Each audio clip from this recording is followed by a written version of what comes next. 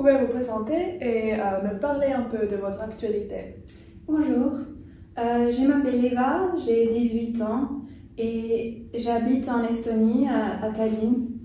Maintenant, je vais au lycée Gustave Adolphe en 12e classe.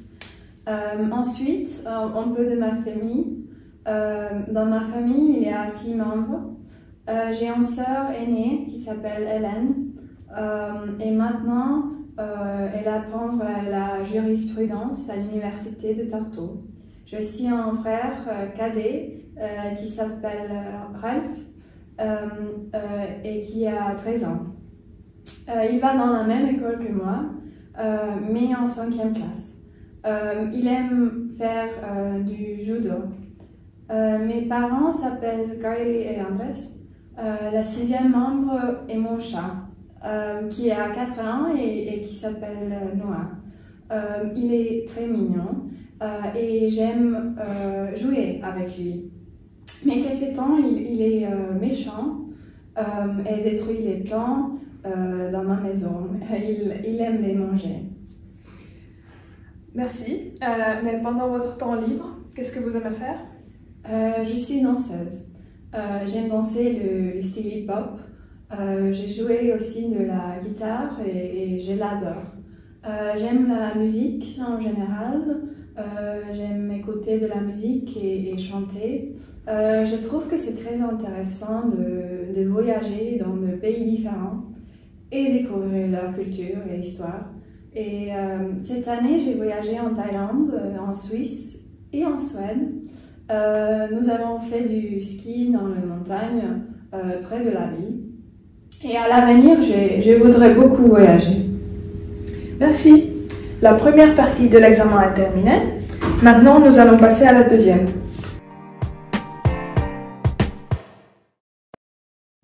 Maintenant, vous prenez 2 papiers, vous les regardez et me dites quelle situation vous préférez.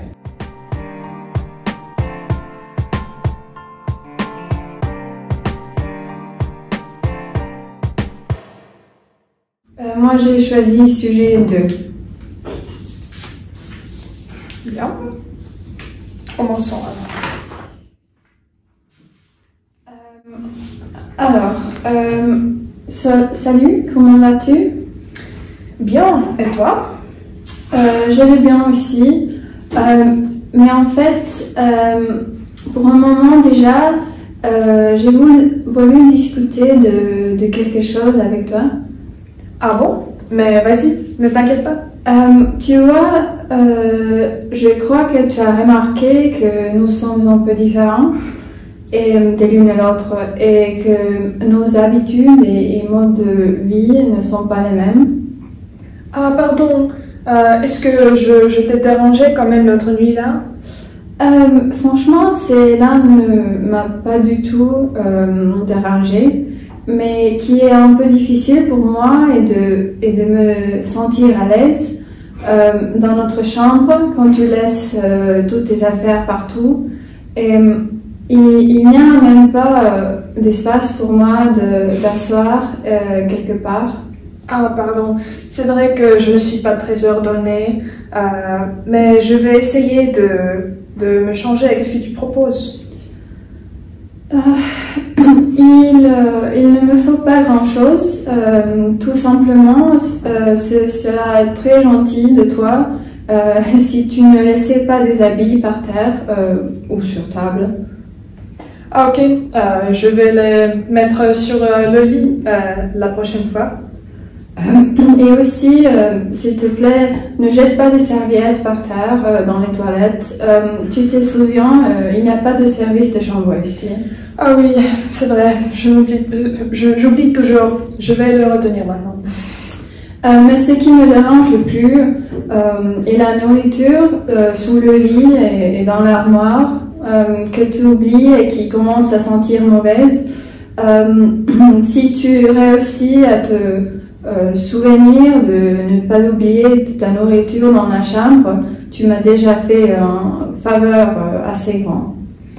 Je suis désolée que je t'ai autant dérangé, mais je comprends totalement et je vais faire un effort. Oui, merci. Merci, bien. Maintenant, on passe à la troisième partie. D'accord.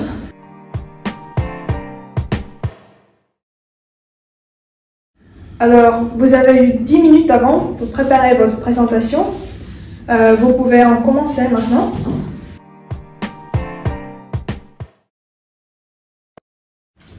Alors, j'ai choisi l'extrait sur la disparition de l'habitude d'écrire à la main.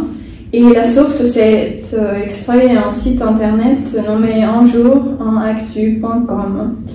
Je suis d'accord avec le message de cet extrait par rapport à la popularité d'écriture à main dans le monde actuel.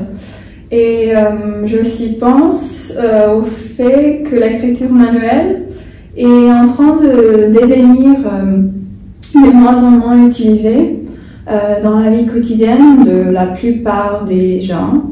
Et ce n'est tout simplement plus nécessaire. On peut tout écrire sur l'ordinateur ou dans notre téléphone portable.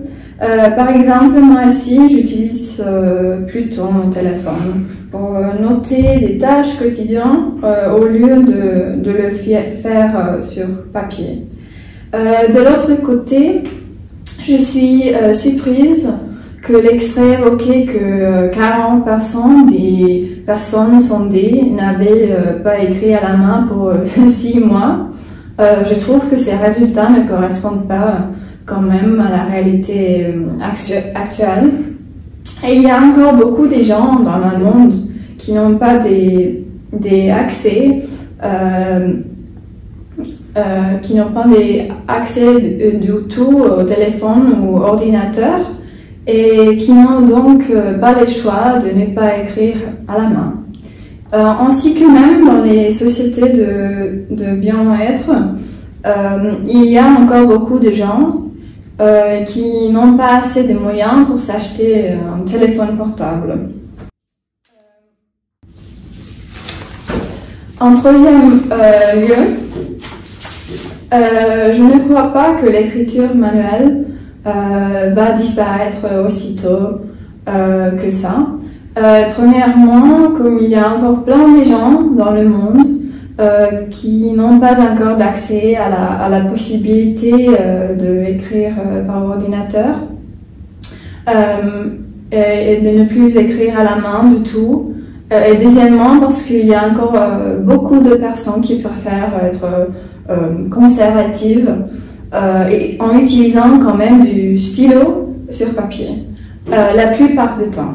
L'écriture manuelle esthétique devient aussi de plus en plus appréciée, comme ce n'est plus évident de savoir écrire joliment, ce qui est souligné par la popularité croissante de cours de calligraphie, par exemple. Bien. Et vous?